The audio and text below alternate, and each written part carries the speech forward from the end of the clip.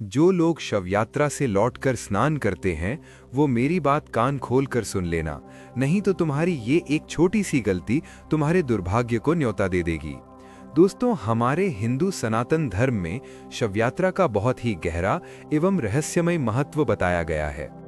गरुड़ पुराण और सनातन धर्म में आखिर ऐसा क्यों लिखा हुआ है कि जब कोई इंसान शव यात्रा में जाता है या शमशान घाट में जाता है तो उसका नहाना क्यों जरूरी है।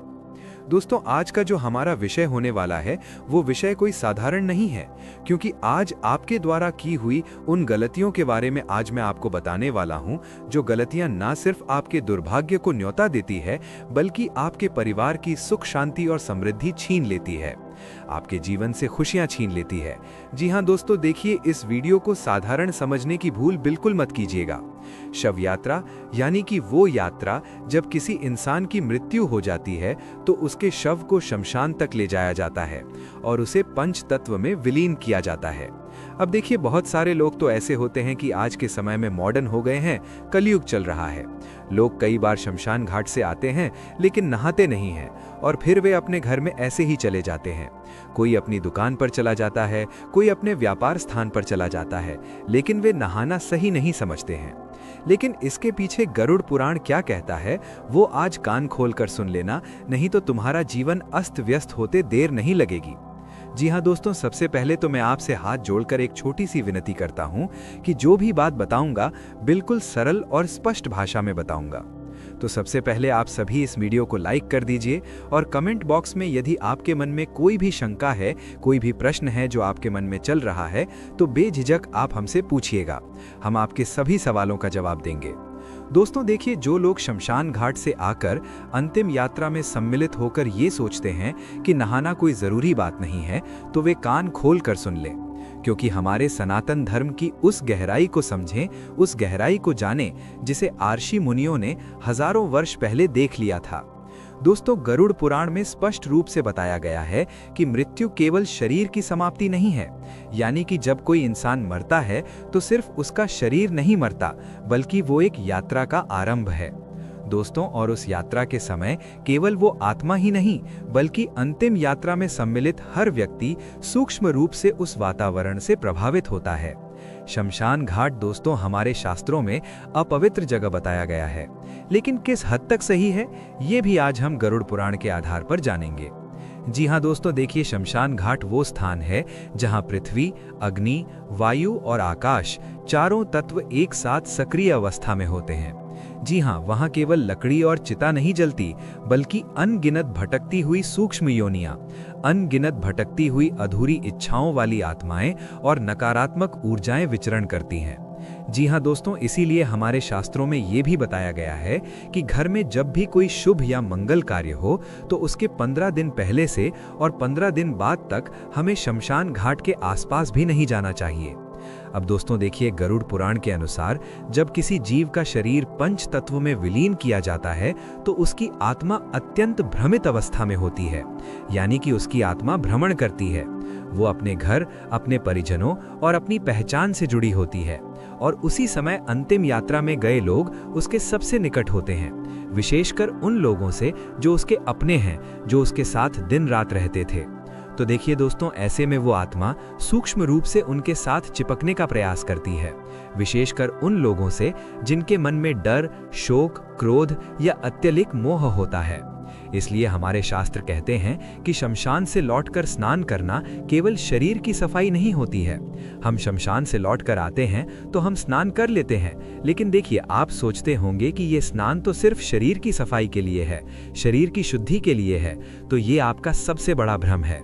जी हाँ दोस्तों, बता देता हूँ कि शमशान से लौटकर स्नान करना केवल शरीर की सफाई नहीं बल्कि सूक्ष्म शरीर की शुद्धि है।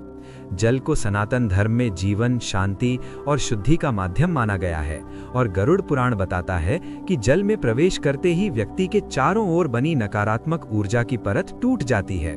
यानी कि जब आप शमशान घाट से आए, अंतिम यात्रा से आए, तो आपको आकर जरूर नहाना चाहिए। जी हाँ दोस्तों, और जो भी सूक्ष्म प्रभाव शमशान से साथ आया होता है वो जल में प्रवाहित हो जाता है और इसी कारण कहा गया है कि घर में प्रवेश करने से पहले या तुरंत घर आकर स्नान करना जाना चाहिए। लेकिन आज के समय में देखिए, कुछ लोग तो ऐसे होते हैं कि घर के अंदर ही जाकर स्नान करने लगते हैं, जबकि हमारे शास्त्रों में बताया गया है कि जब भी हम अंतिम यात्रा या शमशान घाट से लौटकर घर आते हैं तो हमें घर के बाहर ही स्नान करना चाहिए, उसके बाद घर के अंदर प्रवेश करना चाहिए। देखिए, क्योंकि यदि कोई व्यक्ति बिना नहाए उसी अवस्था में घर में प्रवेश करता है तो वो उस शमशान की ऊर्जा को अपने घर में भी ले आता है और वही ऊर्जा धीरे धीरे घर के वातावरण में घुल जाती है। और ऐसे घरों में फिर होता ये है कि वो इंसान दुर्भाग्य के द्वार खोल देता है। फिर बिना कारण झगड़े होते हैं, भयावह सपने आते हैं, बच्चों का रात में डरकर उठ जाना, अचानक कोई भयंकर बीमारी घर में किसी व्यक्ति के शरीर में पनपने लगती है, मन का भारी रहना शुरू हो जाता है और हमारा मन पूजा पाठ में बिल्कुल भी नहीं लगता है और बार बार नकारात्मक विचार आने शुरू हो जाते हैं। तो दोस्तों देखिए, कई सारे लोग आज के समय में ऐसा कर भी रहे हैं कि जब भी शमशान घाट या अंतिम यात्रा से लौटते हैं तो आकर नहाते नहीं हैं और उसी अवस्था में अपने घर में प्रवेश कर लेते हैं या अपने कार्यस्थल पर चले जाते हैं। तो ध्यान रखिएगा कि आज से ही आप ये गलती करना बंद कर दें। जी हाँ दोस्तों, बता देता हूँ कि गरुड़ पुराण में तो ये भी वर्णित है कि जो लोग अंतिम यात्रा से लौटकर स्नान नहीं करते वे अनजाने में मृत आत्मा की यात्रा में बाधा बनते हैं। अब आपके मन में ये सवाल जरूर आ रहा होगा कि ऐसा कैसे हो सकता है, क्योंकि मरने वाला तो मर गया, मरने वाले के जीवन की यात्रा शुरू हो गई, लेकिन हमारा न नहाना उसकी यात्रा में बाधा का कारण कैसे बन रहा है। तो वो भी मैं आपको बताता हूँ। देखिए, वो आत्मा बार बार उन्हीं के पास मंडराती रहती है। उसे ये भ्रम होता है कि अभी भी उसका संबंध जीवित संसार से बना हुआ है। इससे आत्मा को यमलोक की यात्रा में कष्ट होता है और जीवित व्यक्ति को जीवन में अस्थिरता का सामना करना पड़ता है। जी हाँ दोस्तों, आपको मैं बता देता हूँ कि सबसे जरूरी बात यही है कि आप अंतिम यात्रा और शव यात्रा से लौटकर स्नान जरूर करें, क्योंकि कई बार जो लोग अंतिम यात्रा से आकर नहाते नहीं हैं तो उन्हें बिना कारण घबराहट, छाती में भारीपन, नींद में किसी के बुलाने की आवाज या ये अनुभव होना कि कोई पीछे खड़ा है, ऐसी अनुभूतियां होने लगती हैं। सनातन धर्म में अंतिम यात्रा को अंतिम संस्कार नहीं बल्कि अंतिम सेवा कहा गया है और ये सेवा केवल मृत व्यक्ति के लिए नहीं बनी बल्कि जीवितों की रक्षा के लिए भी है।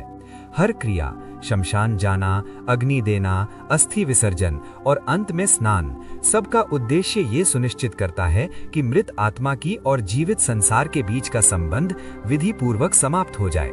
देखिए दोस्तों, गरुड़ पुराण में चेतावनी दी गई है कि जो लोग इन नियमों का उपहास करते हैं या आलस्य में टाल देते हैं या इन चीजों को मजाक समझते हैं तो उनके जीवन में धीरे धीरे सुख का क्षय होने लगता है, यानी कि सुख समाप्त होने लगता है। उनका जो मन होता है और मन की शांति वे चाहते हैं वो भी खत्म हो जाती है। मन अशांत रहता है और जीवन में वे लोग निर्णय नहीं ले पाते हैं और उनके घर में देवी देवताओं का वास कमजोर पड़ने लगता है। तो स्नान के बाद साफ कपड़े पहनना, घर में दीप जलाना और भगवान का स्मरण करना इसलिए बताया गया है ताकि जो शून्य ऊर्जा शमशान से आई थी उसकी जगह सकारात्मक और दैवी ऊर्जा स्थापित हो सके।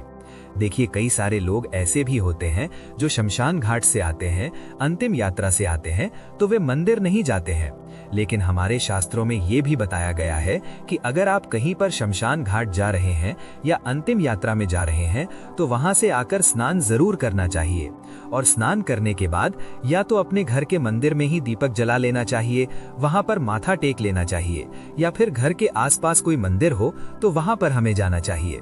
अब देखिए, ये कोई अंधविश्वास नहीं बल्कि पीढ़ियों का अनुभव है जिसे शास्त्रों में शब्द दिए गए।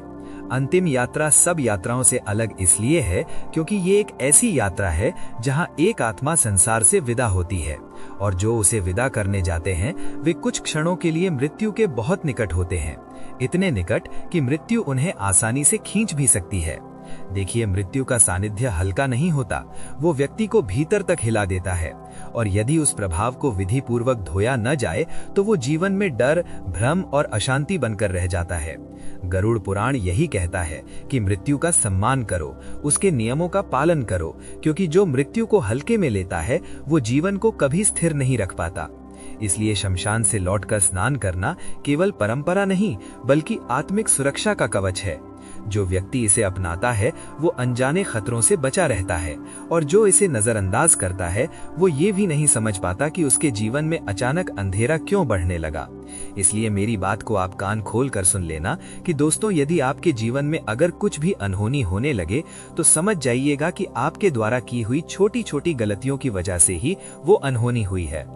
आज के समय में लोग अंतिम यात्रा में सम्मिलित तो हो जाते हैं, लेकिन कई बार लोग शमशान घाट में जब विराजित होते हैं, जब वहां बैठते हैं, तो लोग वहां बैठकर हंसते भी हैं, और वहां बैठकर हंसना बहुत गलत बताया गया है।